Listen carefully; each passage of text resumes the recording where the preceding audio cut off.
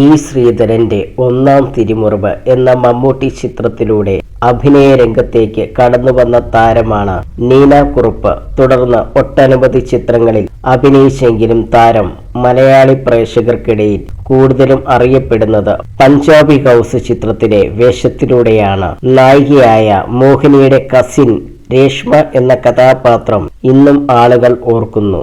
ഇപ്പോൾ ഈ സിനിമയെക്കുറിച്ച് മൈൽസ്റ്റോൺ മേക്കേഴ്സ് എന്ന യൂട്യൂബ് ചാനലിന് അനുവദിച്ച പ്രത്യേക അഭിമുഖത്തിൽ സംസാരിക്കുകയാണ് നീന കുറുപ്പ്. സത്യം പറഞ്ഞാൽ പഞ്ചാബി ഹൗസ് എന്ന ചിത്രം ചെയ്യാതിരിക്കാൻ ആഗ്രഹിച്ച ഒരു വ്യക്തിയാണ് ഞാൻ.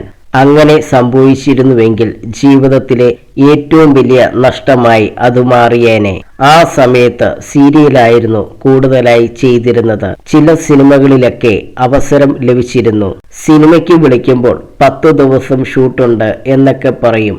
എന്നാൽ ഒരു ദിവസം ഷൂട്ട് കഴിഞ്ഞ് 2ാം ദിവസം പറയും നിങ്ങൾക്ക് അത്രേ സീനുള്ളൂ, ബാക്കിയുള്ളത് കട്ട് ചെയ്തു എന്ന്. പഞ്ചാബി ഹൗസിലേക്ക് വിളിച്ചപ്പോഴും ഇതും അതുപോലെ തന്നെയാകുമെന്നാണ് കരുതിയത്. അതുകൊണ്ട് തന്നെ സീരിയലിന്റെ തിരക്കാണ്, സമയം ഇല്ലെന്ന് പറഞ്ഞു. എന്നാൽ ആ ചിത്രത്തിന്റെ കൺട്രോളർ ഷൺമുഖൻ അണ്ണൻ എന്നെ വിടാതെ പിടിച്ചു. ഒടുവിൽ ഞാൻ എന്റെ സമയം പറഞ്ഞു. കൂടാതെ എങ്ങനെയെങ്കിലും ഇത് ഒഴിവാക്കാനായി അവർ പറയുന്നതിന്റെ ഇരട്ടി തുക പ്രതിഫലമായി പറയാൻ ഒരു ഫ്രണ്ട് നിർദ്ദേശിച്ചു. ഇരട്ടിക്ക് പകരം 3 ഇരട്ടിയായി ഞാൻ പറഞ്ഞിട്ടും അവർ തീരുമാനം മാറ്റിയില്ല.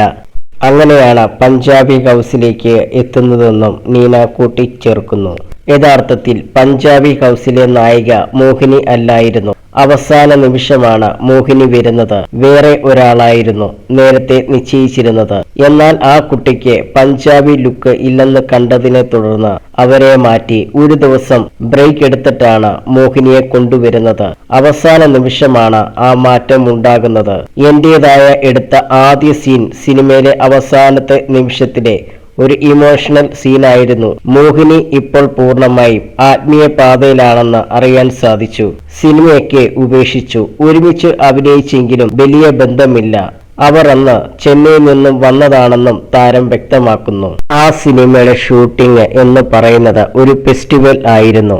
എല്ലാ ആർട്ടിസ്റ്റുകളും എല്ലാ ദിവസവും ആ സെറ്റിലുണ്ടാകും. ഉള്ളവരാകട്ടെ വലിയ രീതിയിൽ തമാശ പറയുന്ന ആൾക്കാരുമാണ്. തിരക്കഥയിൽ ഉള്ളതിനും അപ്പുറത്ത് ഇന്ദ്രൻസ്, കൊച്ചിൻ കനീഫ, ഹരിശ്രീ അശോകൻ, ദിലീപ് എന്നിവർ ചേർന്ന് ഒരുപാട് കോമഡികൾ ഉണ്ടാക്കും. പെട്ടെന്ന് ഇവർ എന്തെങ്കിലും പറയുമ്പോൾ ഷൂട്ടിനിടയിൽ നമ്മൾ ചിരിച്ചു പോകും. പിന്നീട് റീഷൂട്ട് ചെയ്യേണ്ടി വരും. എന്തെങ്കിലും നിർദ്ദേശം നമ്മൾ മുന്നോട്ട് വെച്ചാലും അത് സ്വീകരിക്കുന്നവരായിരുന്നു സംവിധായകനെന്നും നീന കൂട്ടിച്ചേർക്കുന്നു.